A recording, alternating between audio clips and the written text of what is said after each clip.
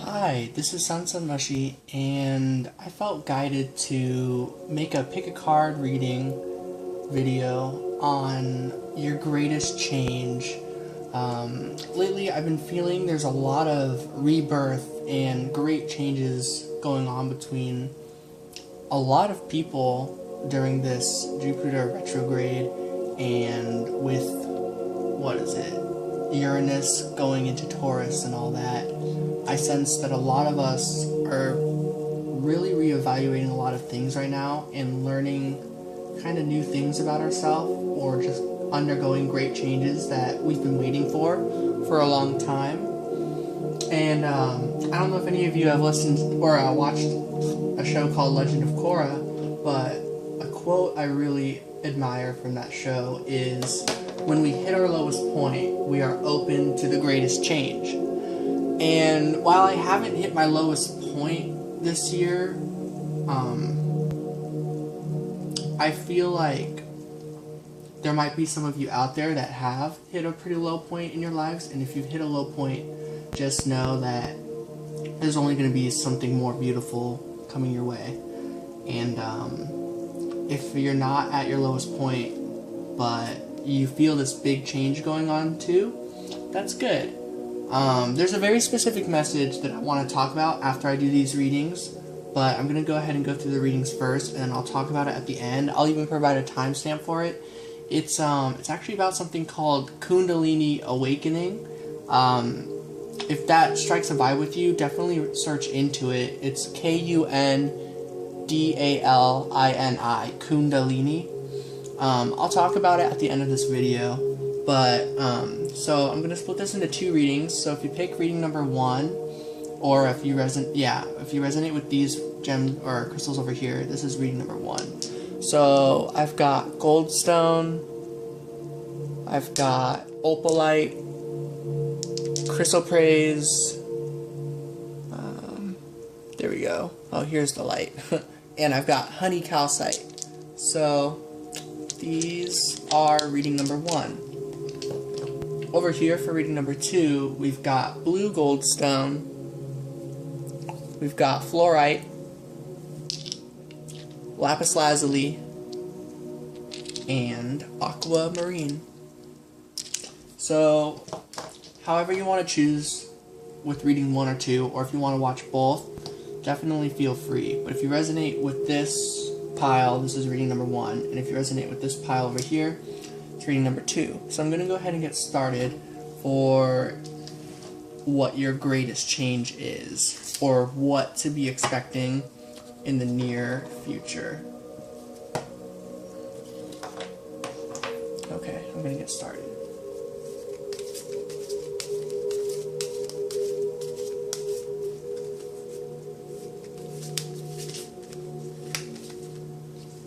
Okay.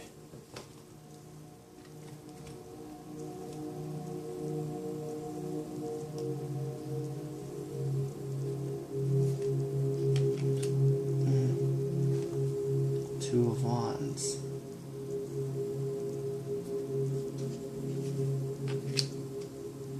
Ace of Wands. Nine of Pentacles.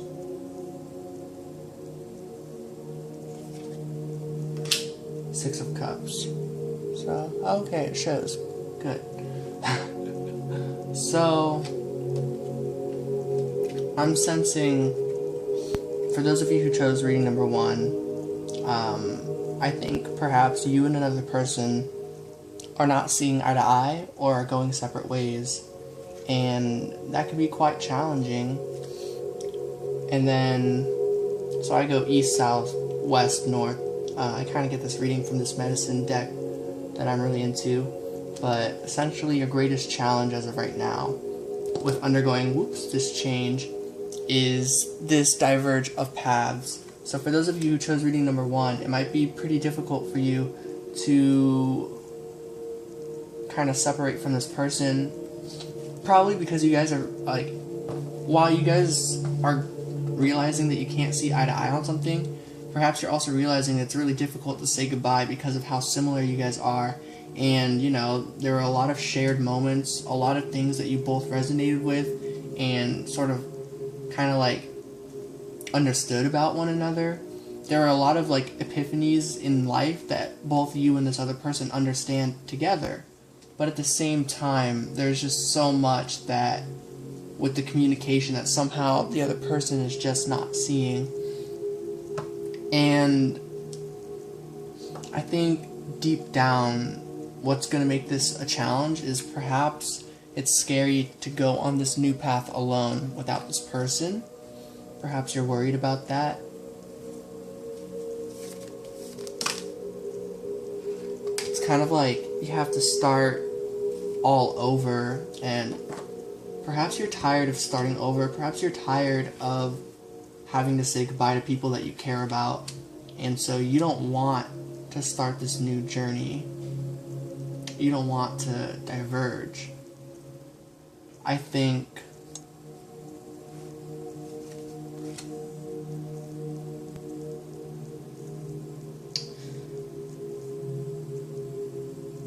something to look out for is not to isolate yourself.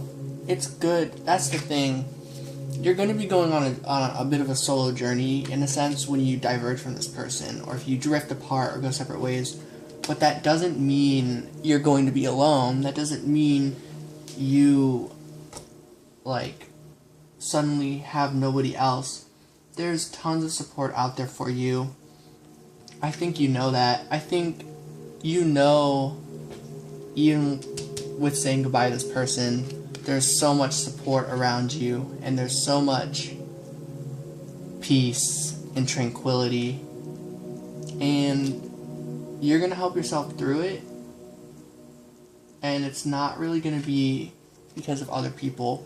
It's great to know that you have people in your life supporting you, but what's really beautiful and also challenging is that you really are going to be doing this path solo. You're really going to be doing a lot of self-love. That's a big thing going on. I'm a huge fan of self-love. So, when you are by yourself, try not to feel alone. Try not to feel isolated. Because when you're by yourself, you're not ever alone, you know? You've got the universe with you, and you've got your own mind with you, and you've got your heart with you. That's like two people right there, your mind and your heart.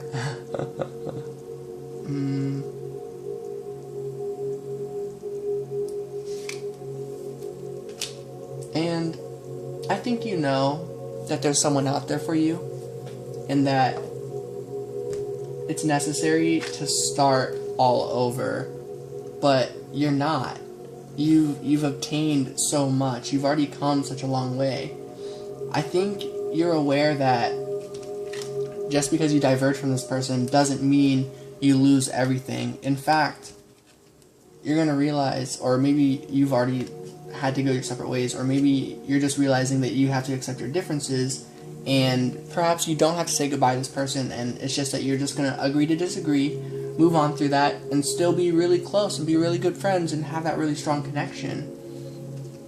But for many of you, it might be that you're saying goodbye to this person. But what's beautiful about that is that you still have so much in your path. You didn't lose all that experience with that person. You didn't just lose it all. You know, you cherish it, and you grow from it, and you obtain knowledge that's going to give you stability for your true love, honestly. And this could be a platonic relationship, this could be not platonic, like this can be a romantic partner. To me, I'm hearing that it's a romantic partner, but to some of you, it could just be a friendship.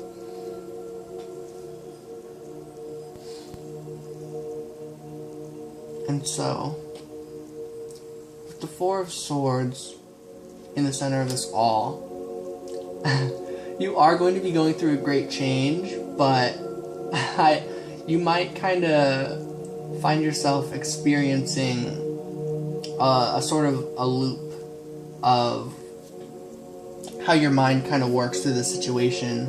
I think that goes along with this challenge. I think while you're going to be by yourself, you're going to be going through a lot of loops, maybe wondering if you made the right choice, and then thinking yeah, and then thinking no, And you go, well, maybe. And then you go back to questioning, did you make the right choice? And you're like, no. Well, yeah. Well, maybe. You know what I mean? You kind of go in this, like, roundabout way of thinking, or, like, something I do is like, oh, it's my fault. Oh, no, maybe it's theirs, or it's both, or who knows? And I, like, create all these timelines of what actually happened. And I think that look out for this, essentially. Look out for the Hermit and the Four of Swords. Look out for when you're isolated. Catch yourself if you're going through this loop. If you catch yourself when you're going through this loop and you recognize what's going to be ahead in store for you in your future, I hear that the outcome is the Six of Cups. It's this emotional balance. If you know much about horoscopes, I'm a Pisces, so like there's a lot of feelings behind being a Pisces apparently. And so emotional balance is something that I always strive for. So perhaps before this, you've always been tipping back and forth with your stability, emotion-wise, and maybe your greatest change is sort of this ultimate balance of emotions and feeling like your left and your right are just as, like, equal as the other. Your masculine energy and your feminine energy are balanced. Like, your mind and your heart are balanced. I'm just hearing, like, pure balance. And I think you're going to get everything that you want to manifest in this world. I think the greatest change is that once you are in balance with your emotions, honestly, the world does get a lot more doable. You suddenly see the world in this whole perspective of like, wow, dream big. I'm hearing dream big, you will achieve your dreams. I think your greatest change is you might be completely, like, all of a sudden you might be far more open to the world, far more ready to share and connect with the world and not feel so alone anymore, and really let yourself and let your emotions out there and be known when you feel, when you feel at peace and when you feel at balance. And wow, that's beautiful. I think you're going to attract someone very important by having that kind of energy. So I'm hearing your greatest change is your emotional balance. Feeling on top of the world. Feeling like you finally get it. In fact, I think for some of you, Kundalini Awakening might really resonate with you. So definitely click for the link at the end of this. In my what's it called, the description below. I'll have a timestamp for talking about the Kundalini Awakening.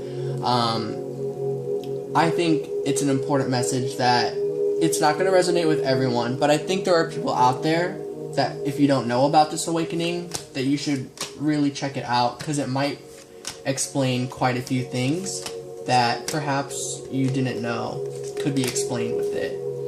I'm talking to those of you who might have kind of mysterious health problems and just like weird things that you just can't explain how they're all connected, but you just feel like they're all part of this one big puzzle. So definitely click on the timestamp below. I hope this message resonated with you, and have a good night. So, for those of you who chose reading number 2, I'm going to go ahead and get started.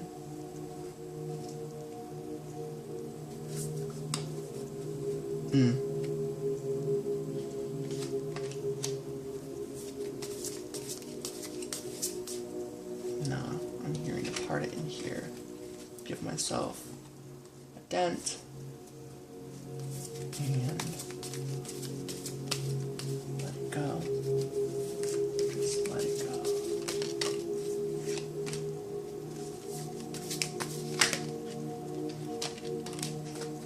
Okay.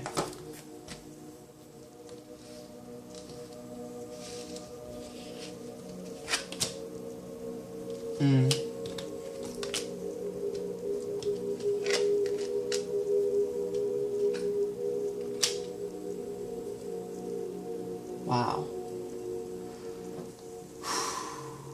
Oh, wow. So, for those of you who chose reading number 2, I'm hearing right now. So, I did this reading based off of these medicine cards that I'm really into. So, this is East, this is your challenge. South is something you accept and have to kind of embrace. At least this is how I pick it up. It's in the book for the reading that I'm talking about. It's different, but this is how I'm resonating with these directions for those of you who are curious. In the West is what you know, and in the North is the final outcome. And it looks scary, but I know there are good things. I think for those of you who chose reading number 2, you might resonate a lot more with that quote, when we hit our lowest point, we are open for the greatest change. This definitely seems to be about that, but maybe this won't resonate with you. But in the East, I'm getting that you've already made your decision with a person, or a person you've lost, or they've chose to leave you, or you understood that you had to leave them, or you guys both understood and drifted like on good terms, bad terms, whatever the situation is. There was a loss, and your greatest challenge right now is getting through that loss. And this person was really important to you, obviously, in the sense that they were so able to make you feel comforted and have joy and have a good time and have fun, and they really understood you on a fun, spiritual level, but any deeper than that, and there was just like bedrock. There was just an impasse, some walls that were up, and boundaries that were accidentally being crossed because those walls were up, and so that created a lot of pain. And one way or another, I think you were guided into the universe to let this person go. I think something that you're about to embrace is really letting it out. If this is a very difficult time for you, just know that it's okay to let your feelings out. It's okay to cry. It's okay if you need somebody there for you to spill your heart out to about this situation. Don't ever feel like you can't express your emotions. Your emotions are valid. However you feel is how you feel. Nobody can take that away from you. Nobody can say that your feelings are fake. You get to decide you get to validate the way you feel. And I want to validate for you that however you feel about this situation, even if this person with their best interest made you feel like you might have been wrong, or that your way of thinking, you're just like paranoid, or like somehow you're just like not getting it, they're making you feel something like that. I think at this point you've embraced that no, you have to go with your intuition of how that person makes you feel, even if they can't get it, even if it's really complicated and both of you aren't right or wrong, it's just not working out. It's okay to let your feelings out. It's okay to drop this. It's okay to I hear, just surrender your effort from this relationship, and to just let it go, and that you're not backstabbing anyone when you're doing that. You're not reverting to a previous version of you. You're not becoming some person that leaves people behind or gives up on commitment. You're not that person. It's just you have to let your feelings out, and in doing so, the honest truth is, to better yourself, you feel like maybe you have to let this person go, and whether they see it that way or not, that is a challenge. But I think you're embracing that what you're doing is not out of malicious intent, and it's simply out of trying to be your most authentic self, and you're just trying to not put yourself through this loop. I think you know that you're very well experienced with this loop, this pattern way of thinking, and I think what's coming with this greatest change is not getting caught in that loop, and instead something a lot more painful, to be honest. And that's becoming aware of the root of your pain. I think the greatest change for you is that you're going to come face to face with why exactly this is hard. This isn't like, oh, why that specific person, why you're going to miss them. This is like, okay, what even caused the problems in that relationship? Or like, why were you acting the way you were acting? And you might root it all the way back to your childhood or your family or this, or maybe a bunch of things. But you're going to, I hear as the final outcome, you're going to really learn what's the root cause behind all this. And to me, that's beautiful. And to me, that's something you can work on and build on.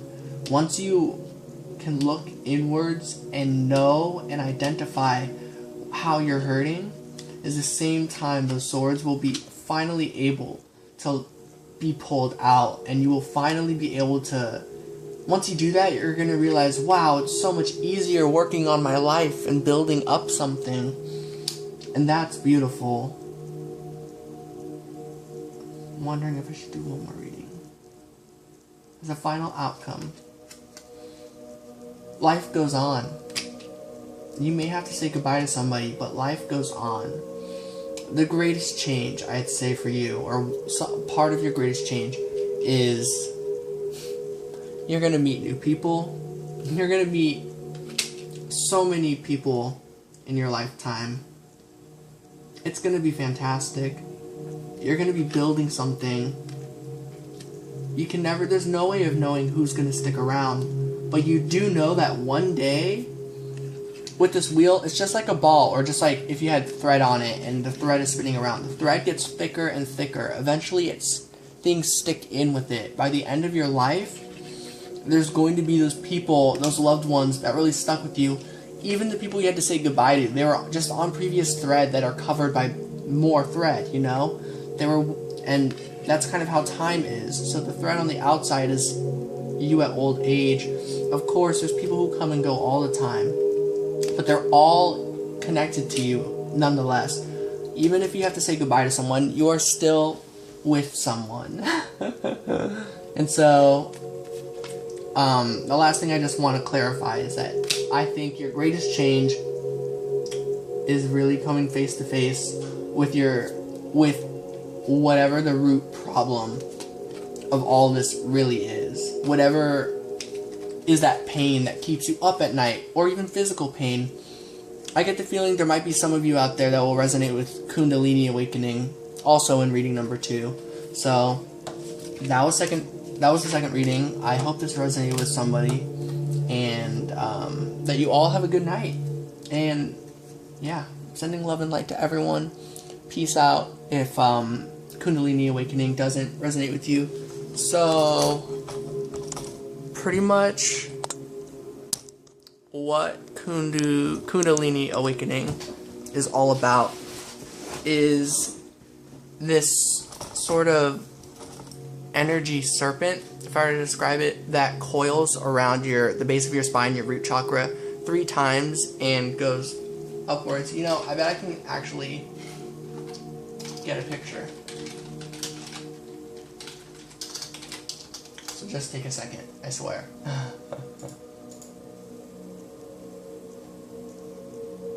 Wow, that's intense.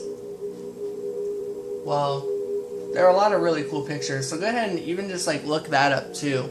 But Kundalini Awakening is a sort of spiritual awakening that there's an official awakening of it where you completely awaken, and how the feeling goes is that there's like a serpent, a snake sort of thing of energy that coils up your body, up your chakras, all the way to your crown chakra. And once it's there is when you see it and recognize it, and then you will therefore be Kundalini awakened. Now, that's not the part that I feel like is going to resonate with people. The part that might resonate is that you can accidentally awaken it, and you may not have seen it. It basically, if you accidentally awaken it, it's not a full awakening. It's, if you've watched Avatar: The Last Airbender, it's kind of like when he has to go through the 7 chakras on that mountain, Aang, and right at the very end, he learns he has to let go of Katara, and he's unable to do it, and they're like, no, if you stop partway through the process, you can never go into the avatar state again. It's kind of like that. It's like, if you don't fully awaken, there's going to be serious repercussions. There's going to be serious side effects. So I'm going to just search them up real quickly, and I'm going to list these off, and if these sound like something you've gone through, perhaps you accidentally awakened it. So something to know is how it can be awakened.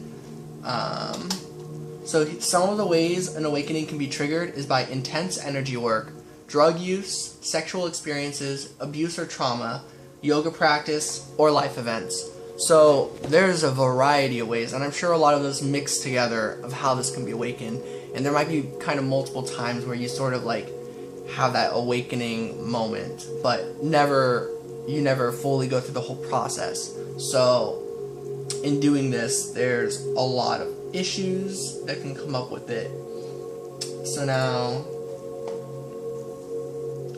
some of the signs that can come up with it are muscle twitches, energy rushes, immense electricity circulating the body, intense heat or cold, and involuntary bodily movements, which occur more often during meditation, rest, or sleep. There's other issues like apparent heart problems, pains in the head and spine, gastrointestinal disturbances, and nervous problems. If you guys want to see something cool, I don't know if you'll be able to see it, but from me moving on the back of my arm, I can make my whole hand twitch like that. I can do it on this side. So,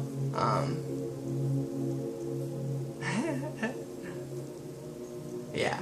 Not that that really matters, but the point is, like, I relate to all of these, and, like, the nervous problems, like, a lot of it comes from, like, just the structure of my body. Like, I'm skinny, scrawny, you know, so, like, I'm sure my nerves are more sensitive. There's, like, some other weird nerve tricks that I can do. They're kind of like my superpower. But, yeah, if these symptoms are resonating with you, perhaps you accidentally awakened as well. For certain individuals, this experience is slow and steady. For others, it's intense and immediate. It's important not to obsess over the symptoms, but find ways to allow the energy to move by healing the body and opening up the channels of energy. Something that they talk about with head pains, I don't know if any of you resonate with this, but I would feel all this pressure in my head, my ears would hurt, everything would be hurting, my jaw, inside my head, suddenly my brain would start getting like attacks, and like specific spots felt like it was bleeding and like, I don't know, pulsating sometimes. A meditation you can do is this upside down meditation.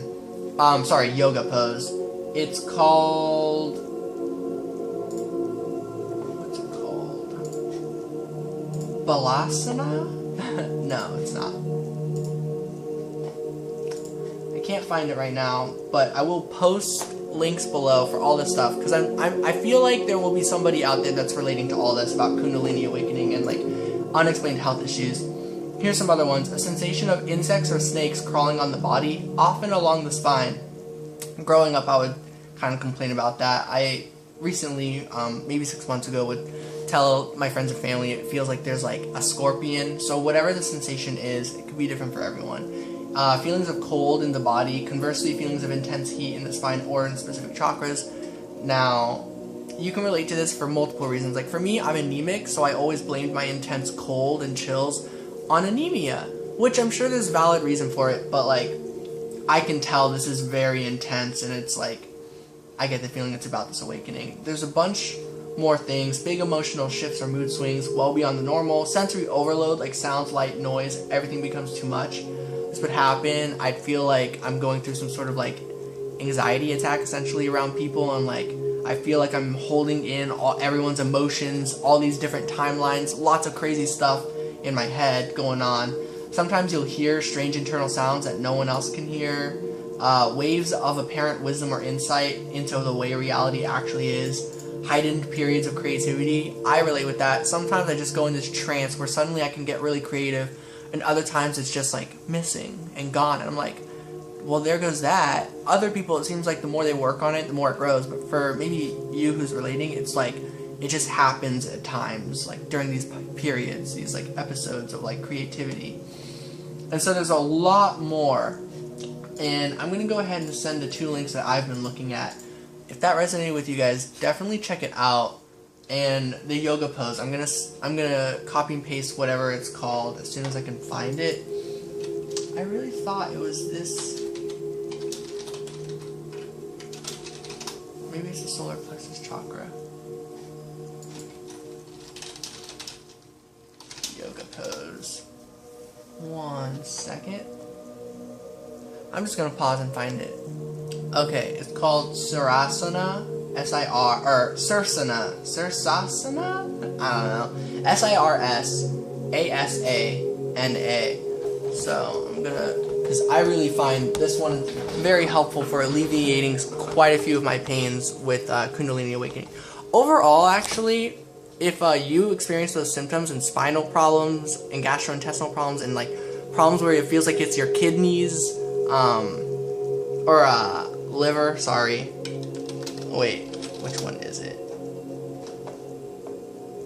Yeah, maybe both, maybe all. I'm basically talking about your lower back, both right and left side, where it's just like, it feels kind of like your stomach pain, if it's the same as that I experience, but it's like in your lower back. It's like terrible.